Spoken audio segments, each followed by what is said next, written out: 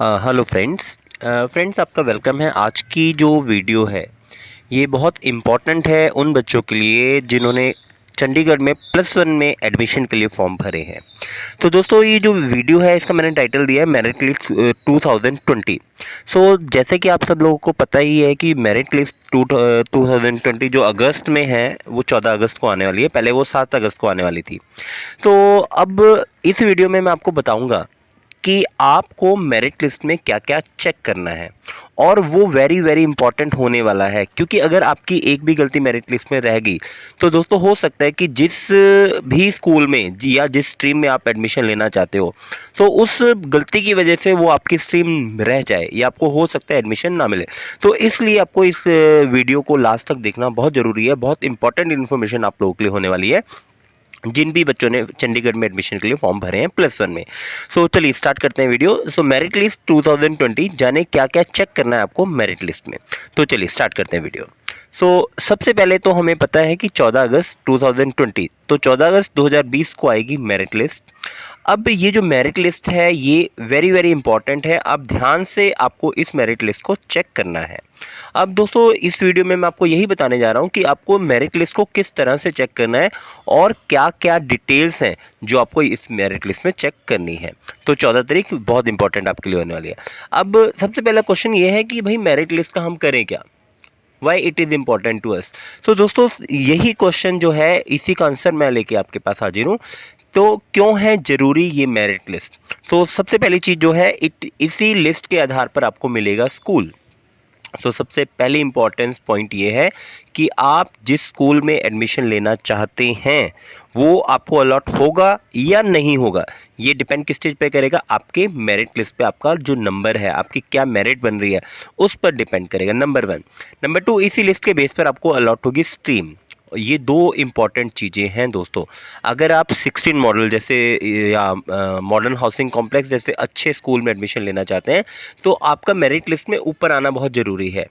और आपको अगर वहाँ पर भी मेडिकल या नॉन मेडिकल लेना चाहते हैं या कॉमर्स लेना चाहते हैं तो उसके लिए भी आपका जो मेरिट लिस्ट में वो ऊपर आना बहुत ज़रूरी है। तो इसलिए आपको मेरिट लिस्ट को ध्यान में देखना है, ध्यान से चेक करना है और ये ध्यान रखना है कि आपकी जो परसेंटेज है या जो आपकी कैटेगरी है उसमें कोई गलती तो नहीं होगी है। जो भी जिन्होंने भी वीडियो अपलोड किया है, जिन्होंने भी लिस्ट अपलोड करनी है, आपने ये ध्यान रखना है कि लिस्ट में आपका जो नाम है वो जो आपकी कैटेगरी है वो वेरी वेरी इंपॉर्टेंट है। तो चलिए स्टार्ट करते हैं आगे क्या बोलता है। मेरिट लिस्ट 2020 इस बार और ज़्यादा इंपॉर्टेंट होने वाली है। नंबर 1, इस बार अगर अलॉट हुआ स्कूल या स्ट्रीम तो नहीं चेंज कर पाएंगे। तो ये एक वेरी इंपॉर्टेंट बात दोस्तों आप लोगों के लिए आ रही है कि अगर इस बार आपको कोई भी स्कूल अलॉट हो जाता है तो आप दूसरी बार सेकंड काउंसलिंग में इस बार आप स्ट्रीम या स्कूल चेंज नहीं कर पाएंगे। ठीक है, तो इसलिए आपके लिए मेरिट लिस्ट इस बार उसको चेक करना, प्रॉपरली चेक करना और भी ज़्यादा ज़रूरी है। तो इसलिए आप लोगों ने ध्यान देना है कि आपकी मेरिट लिस्ट में जो भी गलतियां हैं वो कोई ना हो। मेरिट लिस्ट 2020 अभी तक दूसरी काउंसलिंग के बारे में घोषणा हुई। तो दूसरी इंपॉर्टेंट बात यह है कि आपके लिए मेरिट लिस्ट है इसलिए भी इंपॉर्टेंट होने वाली है क्योंकि दूसरी बार जो काउंसलिंग होगी उसके बारे में अभी कोई भी इंफॉर्मेशन नहीं है। वो होनी है, ये तो है डेफिनेट कि होनी है, लेकिन कब होनी है इसके बारे में कोई भी इंफॉर्मेशन नहीं है। तो दोस्तों इसलिए आपको इस मेरिट लिस्ट को बहुत ध्यान से चेक करना है, अपनी सारी डिटेल्स को बहुत ध्यान से चेक करना है। दूसरी चीज़, आपके जो भी आपके मेरिट लिस्ट में आपकी डिटेल्स आएंगी आपके स्कूल में वही डिटेल्स चलेंगी, वो आगे जाके आपके सर्टिफिकेट में प्रॉब्लम ना हो। तो इसलिए आप लोगों ने इस लिस्ट को बहुत ध्यान से चेक करना है। अब क्वेश्चन ये है आपके पास, जो मेरिट लिस्ट 2020 है उसमें आपने क्या चेक करना है। तो चलिए अब हम लोग बात करेंगे कि हमने इस मेरिट लिस्ट में क्या क्या चेक करना है। दोस्तों ये इंपॉर्टेंट चीज़ें हैं जो आपने चेक करनी है। नंबर 1, आपका फॉर्म नंबर। आपने जब एप्लीकेशन फॉर्म भरा था तो आपने एक फॉर्म का प्रिंट आउट लिया था, तो उसमें आपके एक फॉर्म नंबर टॉप पे ही लिखा है फॉर्म नंबर।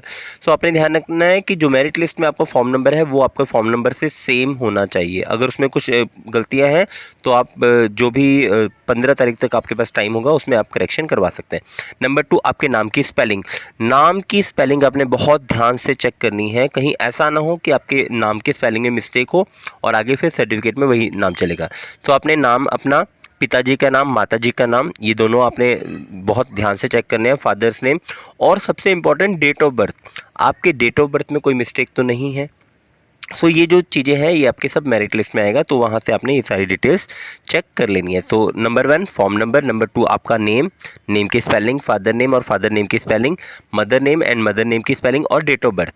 तो ये आपने बहुत ध्यान से चेक करना है मेरिट लिस्ट में। उसके बाद प्रेफरेंसेस लिस्ट। सो जो प्रेफरेंसेस लिस्ट आपने बनाई है स्कूल्स की, सबके लिए जो 10 स्कूल थे वो कंपल्सरी थे। उसके बाद कुछ बच्चों ने 15 स्कूल भरे हैं, कुछ ने हो सकता है 20 के 20 स्कूल भरे हो। तो आपने ध्यान रखना है कि आपकी जो प्रेफरेंस लिस्ट है वो आपके फॉर्म के अकॉर्डिंग हो, जो आपने प्रेफरेंस लिस्ट भरी है वो उसके अकॉर्डिंग हो। नंबर जो नेक्स्ट है वो है परसेंटेज का। अब दोस्तों ये वेरी वेरी इंपॉर्टेंट है। मैं नेक्स्ट जो स्टेप्स हैं उसमें बताऊंगा आपको कि आपने परसेंटेज कैसे कैलकुलेट करनी है अपनी, लेकिन ये ध्यान रखना है कि आपने अपनी परसेंटेज खुद एक बार कैलकुलेट करनी है। खुद कैलकुलेट करने के बाद और जो आपके जो भी लिस्ट आएगी उसमें आपकी जो परसेंटेज है उसको एक बार ध्यान से चेक कर लेना है, क्योंकि अगर आपकी 0.05 भी अगर कोई डिफरेंस होगा तो भी आपका नंबर बहुत ज़्यादा नीचे खिसक जाएगा।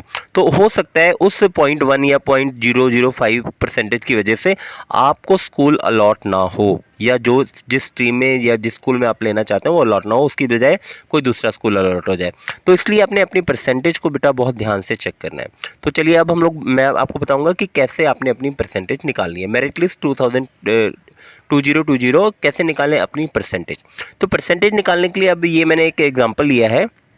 सपोज कीजिए किसी बच्चे के मैथ्स में जो नंबर है वो है 70, हिंदी में मार्क्स हैं 87, सोशल में मार्क्स हैं 80, इंग्लिश में मार्क्स है 79 और साइंस में मार्क्स है 81, और पंजाबी में उसने एक एडिशनल पेपर दिया है। ज़रूरी नहीं है पंजाबी की जगह कोई और एडिशनल पेपर भी हो सकता है, लैंग्वेज के एक्सेट्रा भी अलग भी हो सकता है। फॉर एग्जांपल किसी ने आईटी दिया हो या कोई और सब्जेक्ट दिया हो। तो अब आपने अपनी परसेंटेज कैलकुलेट के लिए देखना है। मैंने ये वाला एग्जांपल में लिया है जो लैंग्वेज है।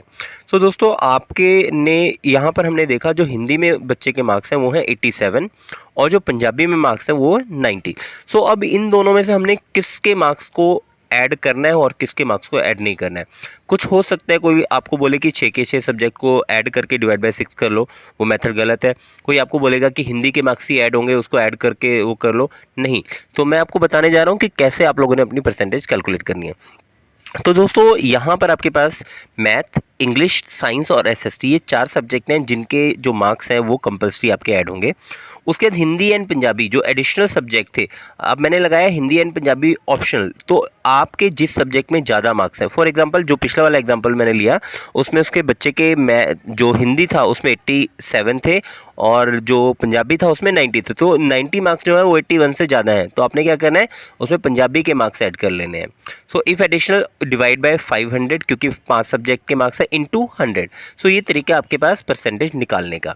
तो चलिए एग्जांपल को मैं और क्लियर कर देता हूँ। अब ये देखते हैं हम लोग। मैंने देखा यहाँ पर बच्चे के मार्क्स जो मैथ में मार्क्स हैं वो हैं 80, हिंदी में मार्क्स हैं 81, एसएसटी में मार्क्स हैं 80, इंग्लिश में मार्क्स हैं 79 और साइंस में जो है वो है 81। पंजाबी में उसके 90 थे। तो यहाँ पर मैंने देखा जो हिंदी में 81 है और पंजाबी में 90 है।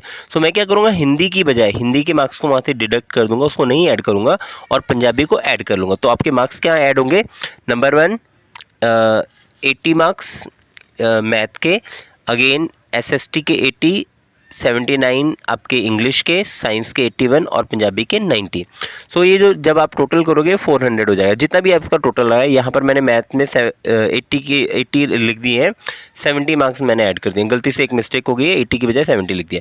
सो आपने क्या करना है, ये जो मार्क्स हैं टोटल, इनका टोटल करने के बाद, इनका जब आप टोटल कर लेंगे, टोटल करने के बाद आपने क्या करना है, परसेंटेज निकालने का तरीका।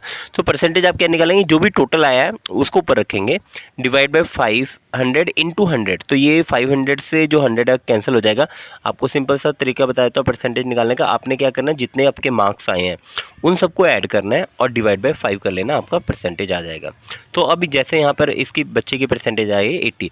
अगर सपोज कीजिए आपका 80.12 आ रहा है परसेंटेज, तो आपने वो 12 ही कैलकुलेट करना है, क्योंकि जो मेरिट लिस्ट है बेटा उसमें 80.12 पहले आएगा, उसके बाद 80 परसेंटेज आएगा।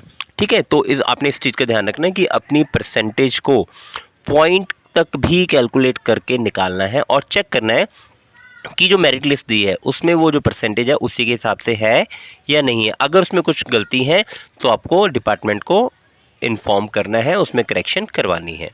सो होप दोस्तों ये वीडियो आपकी जो एडमिशन्स हैं उसमें आपको हेल्प करेगी। आपको जो मेरिट लिस्ट है वो क्या चेक करना है उसमें आपकी हेल्प करेगी। और थैंक यू फॉर